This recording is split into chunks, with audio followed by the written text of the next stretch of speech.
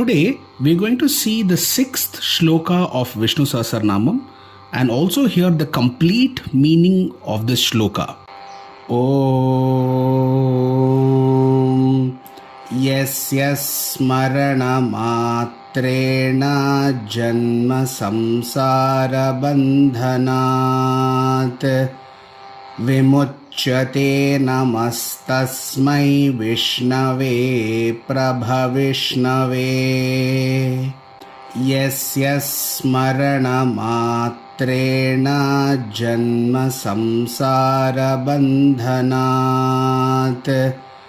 Vimuchyate Namastasmai Vishnave Prabhavishnave